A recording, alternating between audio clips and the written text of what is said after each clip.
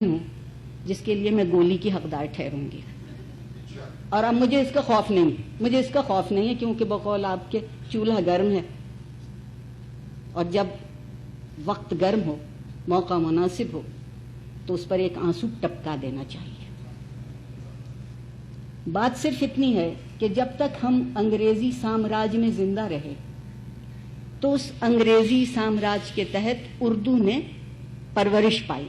انگریز پہلا شخص جو اسکولوں میں اردو لے کر آیا، انگریز پہلے جو دفتروں میں اردو لے کر آیا۔ جس دن سے ہم عرب سامراجیت میں زندہ ہیں اور عرب شہنشاہیت میں زندہ ہیں اور انتہا سے زیادہ مشرف باسلام کر دیا ہم نے اردو کو، اب ہم کٹھن نہیں کہتے، اب ہمیں دقت ہوتی ہے۔ ہم زبان کا زمین سے رشتہ توڑ رہے ہیں، وہ زبان ہو، لوگ ہوں، معاشرے ہوں، تہذیب ہو، جب ان کا زمین سے رشتہ ٹوٹ جاتا ہے تو ان کا آسمان سے رشتہ جڑ نہیں سکتا۔ دوسری بات کہ مولوی عبدالحق کا ذکر آیا، آپ ان کے لیے ستم ظریفی سن لیجئے۔ پچھلے دنوں آپ نے اخبار میں پڑھا ہوگا، انہوں نے چند شخصیتوں کے خاکے لکھے ہیں، کیا خوبصورت، سہل، عام، وہ زبان جس کو پڑھ کے لطف آتا ہے کہ جیسے آپس میں بات کر رہے ہیں۔ چند ہماسر اس کتاب کا نام ہے جی۔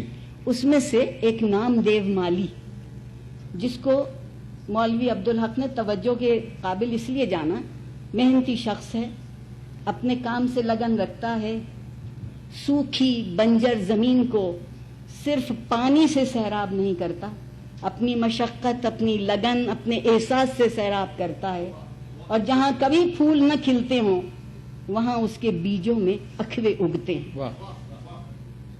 اس مضمون کو پنجاب کی 9ویں کلاس میں شامل کیا گیا۔ اس سے بڑا ظلم کوئی نہیں ہو سکتا تھا کہ ایک تو بابائے اردو مولوی عبدالحق کا مضمون ہو۔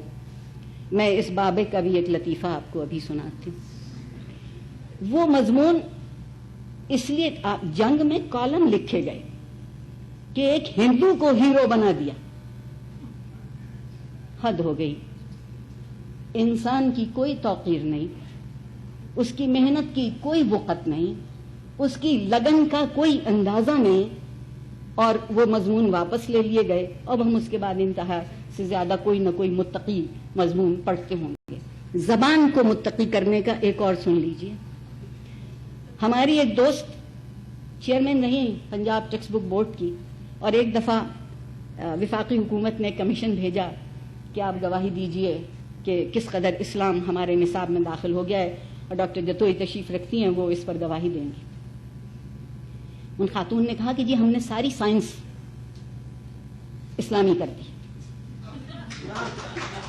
اور مجھے اجازت دیجئے کہ 1 گھنٹے کا وقف، اور اس کے بعد میں وہ کتابیں لے کر آتی ہوں۔ اس کے بعد وہ کتاب آئی۔ انشاءاللہ جب اللہ کے حکم سے آکسیجن ہائیڈروجن سے ملے گی تو پروردگار کی قدرت سے پانی بن جائے گا۔ سبحان اللہ۔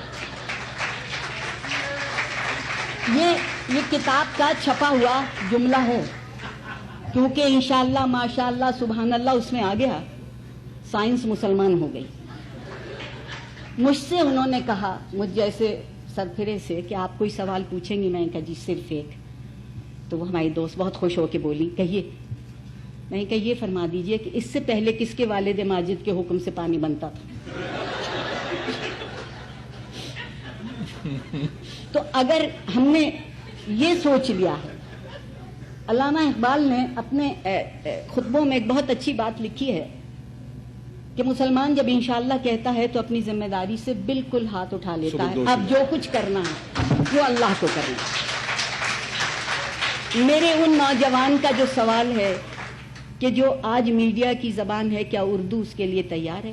اگر آپ اردو کو عنوانی میں استعمال کرنے کے لیے تیار ہیں تو اردو تیار ہے، اور اگر آپ استعمال نہیں کریں گے تو اردو کوئی قورمہ پکانے کی ترکیب نہیں ہے کہ ٹی وی کا ایک چینل کھولیے اور اس پر پوری ترکیب بمائے ایک حسین خاتون کے نظر آئے گی۔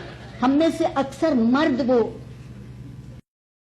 چینلز اس لیے دیکھتے ہیں وہ سوچتے ہیں کہ شاید کچھ قورمے میں ان ہاتھوں کا اور اس چہرے کا اثر بھی آ جائے گا. اور جب گھر کی بیگم وہی قورمہ پکاتی ہے تو کہتے ہیں ویسا نہیں پکا. لطف کی بات یہ ہے کہ جسے ویسا کہہ رہے ہیں وہ انہوں نے چکھا نہیں ہوتا، صرف دیکھا ہوتا ہے. تو آپ اردو کو دیکھیے مت، چکھ لیجئے، قورمے کا مزہ دے گی. بہت شکریہ.